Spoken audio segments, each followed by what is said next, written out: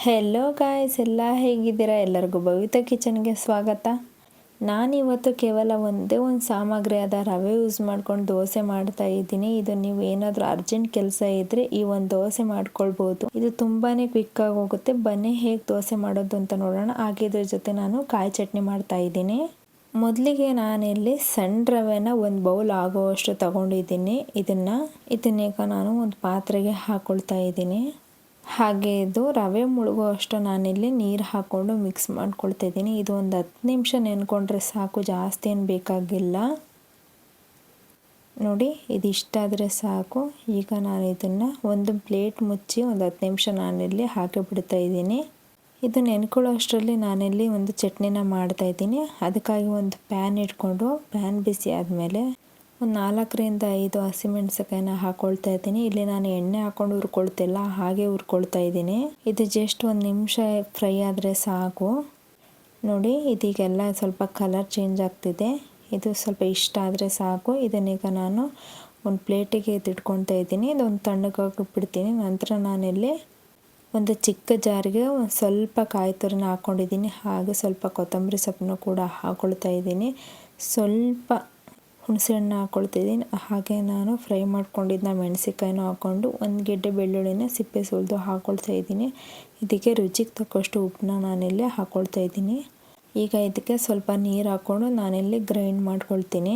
ನೋಡಿ, ನಾನಿಲ್ಲಿ ಗ್ರೈಂಡ್ ಮಾಡ್ಕೊಂಡು ಬಂದಿದ್ದೀನಿ. ಇದನ್ನು ನಾನೀಗ ಒಂದು ಬೌಲಿಗೆ ಹಾಕ್ಕೊಳ್ತಾ ಇದ್ದೀನಿ. ಈಗ ಚಟ್ನಿಗೆ ನಾನಿಲ್ಲಿ ಸ್ವಲ್ಪ ಒಗ್ಗರಣೆ ಕೊಟ್ಕೊಳ್ತೀನಿ. ಅದಕ್ಕಾಗಿ ಒಂದು ಪ್ಯಾನ್ ಇಟ್ಕೊಂಡು ಸ್ವಲ್ಪ ಎಣ್ಣೆ ಹಾಕ್ಕೊಳ್ತಾ ಇದ್ದೀನಿ. ಎಣ್ಣೆ ಎಲ್ಲ ಬಿಸಿ ಆದಮೇಲೆ ಸ್ವಲ್ಪ ಸಾಸಿವೆನ ಹಾಕ್ಕೊಳ್ತಾ ಇದ್ದೀನಿ. ಸಾಸಿವೆ ಎಲ್ಲ ಸ್ವಲ್ಪ ಬಿಸಿ ಆದಮೇಲೆ 1 ಟೇಬಲ್ ಸ್ಪೂನಷ್ಟು ಉದ್ದಿನ ಬೇಳೆನ ಹಾಕ್ಕೊಳ್ತಾ ಇದ್ದೀನಿ. ಇದು ಸ್ವಲ್ಪ ಬಿಸಿ ಆದಮೇಲೆ ಸ್ವಲ್ಪ ಜೀರಿಗೆನ ಹಾಕ್ಕೊಳ್ತಾ ಇದ್ದೀನಿ. ಇದ್ರ ಜೊತೆಗೆ ನಾನಿಲ್ಲಿ ಕರಿಬೇವನ್ನು ಕೂಡ ಹಾಕ್ಕೊಳ್ತಾ ಇದ್ದೀನಿ. ಇದಿಷ್ಟೇ. ಇದೆಲ್ಲ ಒಂದು ಸ್ವಲ್ಪ ಕಲರ್ ಚೇಂಜ್ ಆಗಬೇಕು. ಕಲರ್ ಚೇಂಜ್ ಆಗಂದಾಗ ಫ್ರೈ ಮಾಡ್ಕೊಳ್ತಾ ಇದ್ದೀನಿ. ಇದನ್ನು ನಾನು ಮಾಡ್ಕೊಂಡಿರೋ ಚಟ್ನಿಗೆ ನಾನು ಹಾಕ್ಕೊಳ್ತಾ ಇದ್ದೀನಿ. ನೋಡಿ ಫ್ರೆಂಡ್ಸ್, ಇದಿಷ್ಟೇ. ನಾನು ಸಿಂಪಲ್ಲಾಗಿ ಕಾಯಿ ಚಟ್ನಿನ ಮಾಡ್ಕೊಂಡಿದ್ದೀನಿ. ಈಗ ದೋಸೆ ಮಾಡ್ಕೊಳ್ಳೋಣ. ನಾನು ಮೊದಲಿಗೆ ನೆನೆಹಾಕಿದಂಥ ರವೆನ ಈಗ ಗ್ರೈಂಡ್ ಮಾಡ್ಕೊಳ್ತೀನಿ. ಇದು ಒಂದು 10 ನಿಮಿಷ ನೆನೆಹಾಕಕ್ಕೆ ಬಿಟ್ಟಿದ್ದೆ. ನೋಡಿ, ಇದನ್ನು ನಾನಿಲ್ಲಿ ನುಣ್ಣಗೆ ಗ್ರೈಂಡ್ ಮಾಡ್ಕೊಂಡಿದ್ದೀನಿ. ಇದನ್ನು ನಾನೀಗ ಒಂದು ಪಾತ್ರೆಗೆ ಹಾಕ್ಕೊಳ್ತಾ ಇದ್ದೀನಿ. ಹಾಗೆ ರುಚಿಗೆ ತಕ್ಕಷ್ಟು ಉಪ್ಪನ್ನ ನಾನಿಲ್ಲಿ ಹಾಕ್ಕೊಳ್ತಾ ಇದ್ದೀನಿ. ಇದನ್ನು ಒಂದ್ಸತಿ ನಾನಿಲ್ಲಿ ಚೆನ್ನಾಗಿ ಮಿಕ್ಸ್ ಮಾಡ್ಕೊಳ್ತಾ ಇದ್ದೀನಿ. ಈಗ ದೋಸೆ ಬ್ಯಾಟರ್ ರೆಡಿಯಾಗಿದೆ. ನಂತರ ನಾನಿಲ್ಲಿ ಒಂದು ತವಾನ ಇಟ್ಕೊಂಡು ತವ ಎಲ್ಲ ಬಿಸಿ ಆದಮೇಲೆ ನಾನಿಲ್ಲಿ 1 ಸೌಟ್ ಆಗುವಷ್ಟು ನಾನು ದೋಸೆ ಹಿಟ್ಟನ್ನ ತೊಗೊಂಡು ಇದನ್ನು ಹಾಕ್ಕೊಳ್ತಾ ಇದ್ದೀನಿ. ಇದು ಬೇಗ ಕ್ವಿಕ್ಕಾಗಿ ಬೆಂದೋಗುತ್ತೆ, ಜಾಸ್ತಿ ಏನು ಟೈಮ್ ತಗೊಳ್ಳಲ್ಲ. ಹಾಗೆ ನಾನಿಲ್ಲಿ ದೋಸೆ ಹಿಟ್ಟನ್ನು ಕೂಡ ನೆನೆಹಾಕಿಲ್ಲ, ಇನ್ಸ್ಟೆಂಟಾಗಿ ರುಬ್ಬಿದ ಕೂಡಲೇ ನಾನಿಲ್ಲಿ ದೋಸೆ ಮಾಡ್ಕೊಳ್ತಾ ಇದ್ದೀನಿ. ಇದನ್ನೀಗ ನಾನು ಮಡ್ಚಾಕೊಳ್ತಾ ಇದ್ದೀನಿ. ನೋಡಿ ಎಷ್ಟು ಚೆನ್ನಾಗಿ ಕಾಣಿಸ್ತಾ ಇದೆ. ಇದಕ್ಕೀಗ ನಾನಿಲ್ಲಿ 1 ಟೇಬಲ್ ಸ್ಪೂನಷ್ಟು ಮೇಲ್ಗಡೆ ತುಪ್ಪ ಹಾಕ್ಕೊಳ್ತಾ ಇದ್ದೀನಿ. ನೋಡಿ ಫ್ರೆಂಡ್ಸ್, ಇದಿಷ್ಟೇ. ದೋಸೆ ರೆಡಿ ಆಗೋಯ್ತು. ನೋಡಿ, ಇದು ಎಷ್ಟು ಕ್ವಿಕ್ಕಾಗಿ ದೋಸೆ ರೆಡಿ ಆಗಿದೆ.